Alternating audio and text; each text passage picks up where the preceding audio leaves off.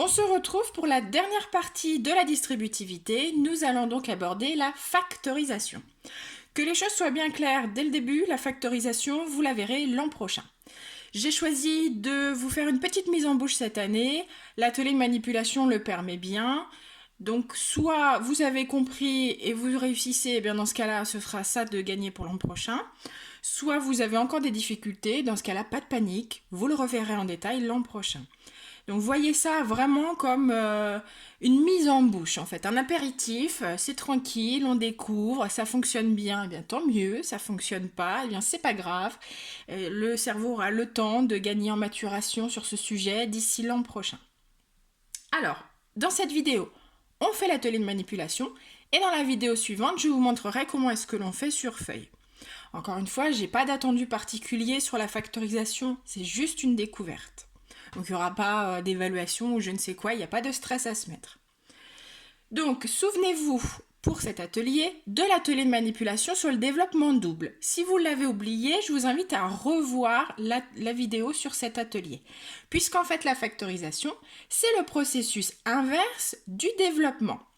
Donc pour l'atelier de manipulation de la factorisation, on va réutiliser le principe du développement double, mais dans le processus inverse. C'est-à-dire qu'on va déjà former notre rectangle, puis nous viendrons mettre nos lanières pour retrouver ce qu'il y avait sur le côté.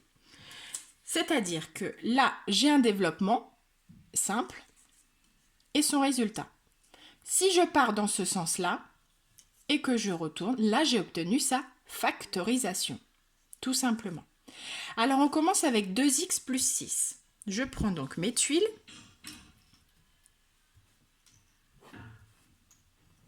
« 2x plus 6. Je vais donc le mettre en forme de sorte à avoir un rectangle. Donc là, je vous fais le premier. Alors effectivement, si vous auriez dû manipuler, vous auriez dû chercher. Là, c'est un peu moi qui fais les choses. Voilà, donc là j'ai un rectangle. Je vais donc positionner mes lanières. Donc soit on visualise, soit on a besoin des lanières. Voilà. Et le résultat de ma factorisation, c'est la multiplication, donc le produit des deux membres que je vais avoir ici. Alors là j'ai un tout petit espace. Donc je ne vais pouvoir mettre que 1. Même chose ici. Je vais pouvoir mettre 1. Ici par contre, j'ai besoin d'une longue bande donc de x. Et puis là, même chose, j'ai un tout petit espace. Je vais pouvoir mettre 1 et même chose pour les suivants. Donc la factorisation de 2x plus 6, c'est donc 2 facteur 2 x plus 3. On regarde. 2x plus 6 factorisé, c'est 2 facteur de x plus 3. Ok, on va faire un autre exemple. Je vais en faire 5, d'accord? Encore une fois, je vous invite vraiment à manipuler ou à essayer de reproduire au moins sur vos cahiers en gribouillant. C'est vraiment ça qui va vous aider.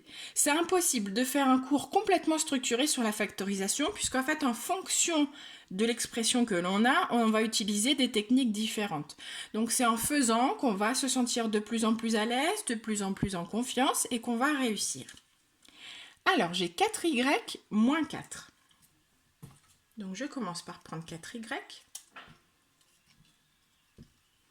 et prendre moins 4. Même chose, je vais donc chercher à reproduire un rectangle. Donc, il n'y a pas qu'un sens possible. Là, j'ai pris ce sens-là. J'aurais pu tous les mettre en vertical aussi, les petits y. Ça, c'est pas un problème. Il n'y a pas donc un seul résultat possible. Il peut y avoir deux résultats. Donc là, j'ai obtenu un rectangle, un carré, ça dépend. Mais un carré est un rectangle, je vous rappelle. Hop. Et donc, je vais trouver ce qui est ici. Donc là, j'ai un tout petit espace. Là aussi, donc là, je pense que vous avez visualisé. Vous voyez, c'est vraiment le processus inverse de la manipulation du développement double. Ici, qu'est-ce qui va venir s'emboîter? Bien le Y.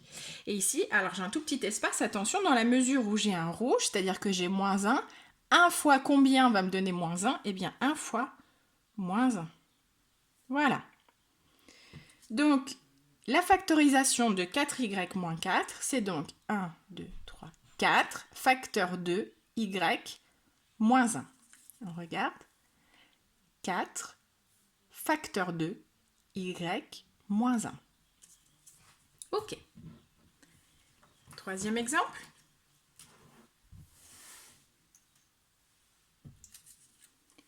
Moins 12x plus 4. Alors, je vais prendre moins 12x.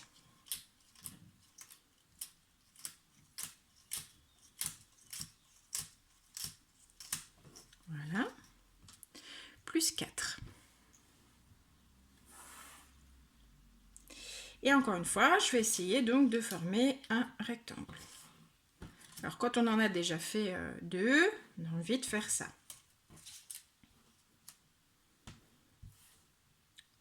Seulement, il m'en reste encore un certain nombre. Donc, je vais mettre tout sur la droite pour que vous puissiez visualiser au mieux la vidéo parce que ça va prendre de la place.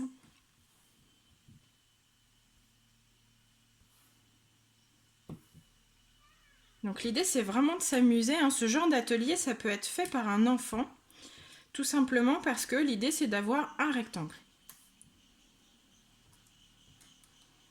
Donc, essayez de retirer un petit peu cette angoisse de je ne vais pas arriver à comprendre. Là, il n'y a vraiment pas de notion mathématique au départ, c'est former un rectangle avec les tuiles que l'on a. Voilà, je viens mettre donc mes lanières. Hop. Et donc, je vais chercher la factorisation de moins 12x plus 4. Donc ici, hop, je pense que vous avez visualisé, hein. Toujours le même processus. C'est pour ça que si vous êtes à l'aise pour le développement double, ça se fait tout seul la factorisation. Voilà pourquoi je vous la fais faire cette année. Ensuite ici, j'ai une longue barre, pardon. Attention, elle est rouge. Hein. Donc, hop, voilà. Et puis là, j'ai 1. 1 fois combien me donne 1? Voilà, je pense que vous avez trouvé. Donc la factorisation de moins 12x plus 4, c'est donc 1, 2, 3, 4, facteur de 3x plus 1. On regarde. 4, facteur de moins 3x plus 1. C'est exact.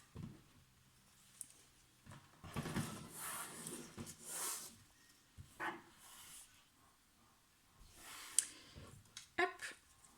Quatrième. X carré moins 5x. X carré moins 5x. 3, 4, 5. Donc, je vais essayer de former quelque chose. Alors, si je fais ça, par exemple, bon, là, il me reste un, je peux le mettre en dessous. Là, j'ai un problème, puisqu'en fait, ça ne se ferme pas. J'ai un trou ici, donc ce n'est pas la bonne disposition. Si je le mets comme ça fonctionne. J'ai bien un rectangle. J'ajoute mes lanières. Voilà. Alors ici, c'est long, hein. Donc, je vais avoir x. Là aussi, c'est encore très long, je vais avoir x. Ici, c'est tout petit. Comme c'est rouge, x fois combien va me donner moins x? X fois moins 1. J'ai la même chose ici. Je pense que je peux aller plus vite. Hein. Je pense que vous avez visualisé. Hop, voilà. Donc, x carré moins 5x, sa factorisation, c'est x facteur de x moins 5. On regarde. X facteur de x moins 5. Ok. On en fait un dernier?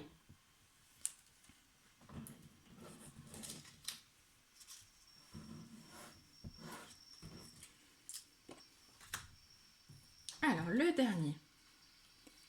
9x carré plus 12x plus 6xy. Alors, 9x carré.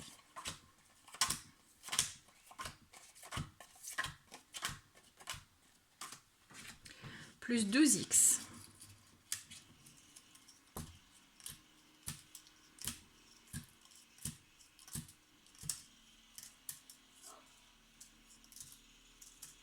Plus 6xy.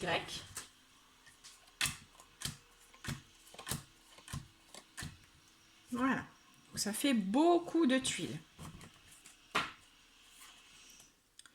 Donc là, il va falloir trouver comment les positionner pour pouvoir avoir tout ça. D'accord? Donc là, c'est un jeu, hein, encore une fois. Bon, j'essaie de faire... hop. Parce que là, ça passe. Donc 9, j'ai envie d'en faire un carré de 3 par 3. Je ne sais pas si ça va fonctionner, on va voir ensemble. Ensuite, j'ai ça.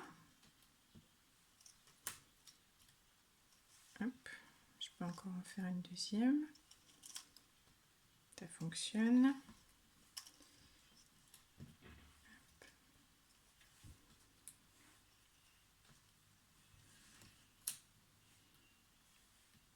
Voilà, j'essaie de bien aligner pour que vous puissiez bien visualiser.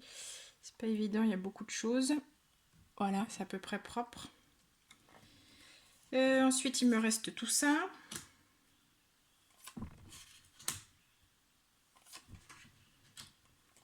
Et il me reste, alors je vais les superposer, c'est pas idéal, mais là avec la vidéo, je vais pas pouvoir faire autrement. Je suis un peu coincée au niveau place. Voilà, j'espère que vous allez bien comprendre et visualiser. Donc là, je les superpose un petit peu, hein, faute de place. Dans l'idéal, il faudrait pas. Hein. Voilà, bon, je crois que ça ressemble à un joli rectangle. Donc même chose, là, je vais un peu tricher. Je vais les mettre par-dessus parce que sinon, jamais on va pouvoir visualiser cette histoire. Voilà, donc là, qu'est-ce que j'ai en hauteur? J'ai X, X et X. Donc en fait, j'ai 3X. 1, 2, 3. Celui-là, il vient tout en haut. Ici, qu'est-ce que j'ai en largeur? J'ai encore 3X. 1, 2, 3. Là, je vous les mets là parce que sinon, vous n'allez pas voir. Ou je vais les mettre sur les rubans blancs peut-être. Ça va mieux ressortir à la vidéo. Hop, voilà. Là, 1, 2, 3, 4. Il y a juste l'espace du petit carré. On voit bien d'ailleurs avec le petit ruban qui vient croiser. Et puis là, en longueur, c'est tout petit. Ça correspond au Y. Donc souvenez-vous, je les ai superposés. Donc en fait, j'en ai 2. Voilà. Bon, je vais essayer de rassembler tout ça et de refaire juste le tour pour que vous puissiez visualiser un peu ce qu'il y a autour. Parce qu'en fait, l'intérieur, c'est bon. On a trouvé et je vais vous refaire l'extérieur propre pour qu'on puisse voir le résultat. Donc là, j'en ai 9. Là, j'en avais 12. Là, j'en avais 6. Voilà, je vous refais l'extérieur propre. Vous voyez, il faut beaucoup de place. Hein. Donc ça, en manipulant, ça n'aurait pas posé problème. Mais là, on se retrouve coincé avec la place. Voilà. Je peux remonter un petit peu. Voilà, super. Donc ici, même chose. Je me retrouve encore coincée. Je vais le mettre là. Et voilà, hop, on va pouvoir les compter. Donc là, j'ai 1, 2, 3x, facteur 2, 1, 2, 3x, plus 4, plus 2y. Alors, on regarde. 3x, facteur 2, 3x, plus 4, plus 2y. Et voilà. Donc vous voyez qu'en manipulant la factorisation, ça se fait vraiment tout seul. On va essayer de voir sur feuille pour voir si vous visualisez. Et puis si vous en sortez, eh bien c'est super. Si vous n'en sortez pas, eh bien c'est pas grave. Vous aurez au moins découvert quelque chose.